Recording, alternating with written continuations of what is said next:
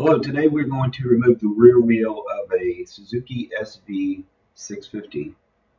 The first thing we're going to do is take a pair of vice grips and we are going to bend the cotter key straight and then push it up through the axle.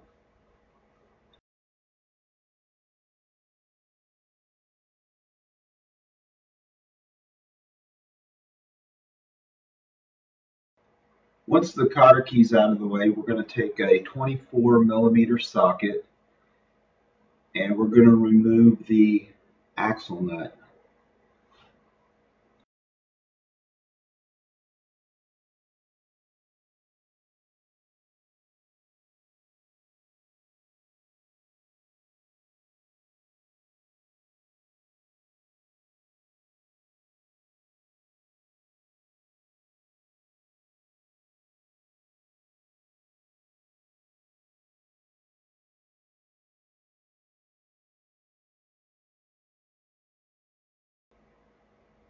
Okay, let's remove the rear axle. So take the weight off the rear tire and pull the axle out. Now I moved the camera so I could show you how easy it is to get this brake caliper, but I really screwed this one up. Because of the position, I couldn't get a hold of this caliper very well. But it is pretty easy to remove the caliper on the Suzuki SV650. So once the caliper's off, let's take the chain off and roll the wheel out from under the bike.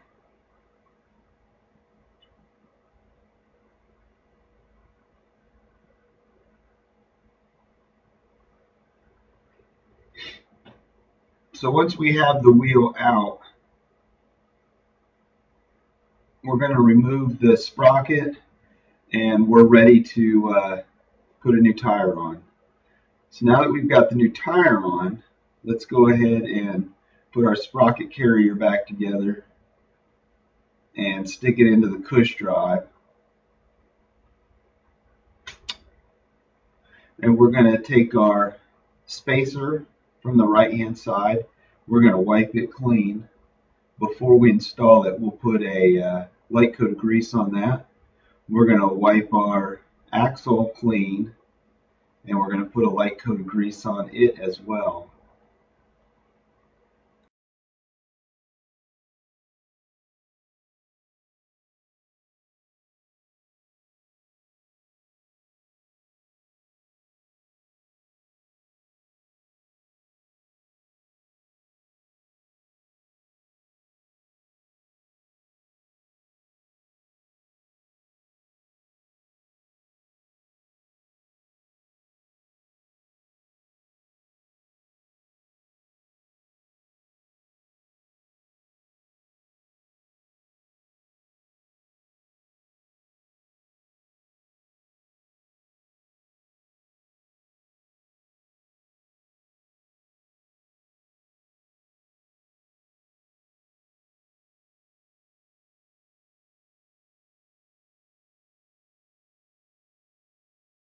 Alright, so we roll our new tire into place, line everything up. Here's where we're going to put the light coat of grease on our spacer. We stick that into the seal.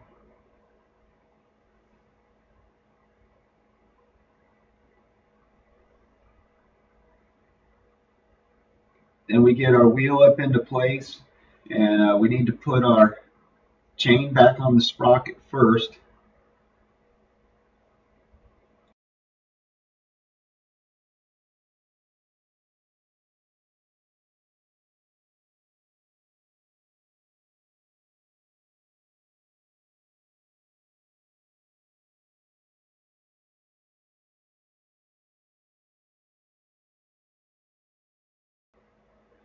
Now we're going to fumble around and put our caliper back onto the swing arm. There's a notch on the swing arm that the caliper rides on, and then we have to lift the tire up so the disc gets into the caliper and everything lines up. It's really not that hard removing the caliper and installing the caliper. It's just with camera position that made it very difficult on the removal for me to have you get a good view.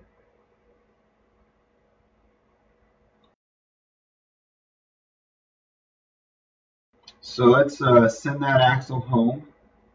Just shove it through the swing arm. As it comes through the other side, make sure that your chain tensioners are lined up. Everything comes through nicely there.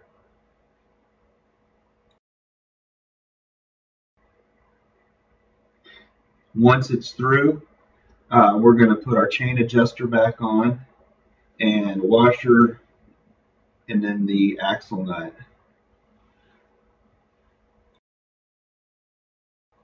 At this point, don't tighten it down.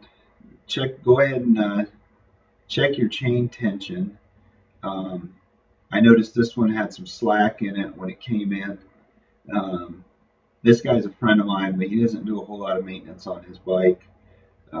It's a 2006 bike. It only has a few thousand miles on it.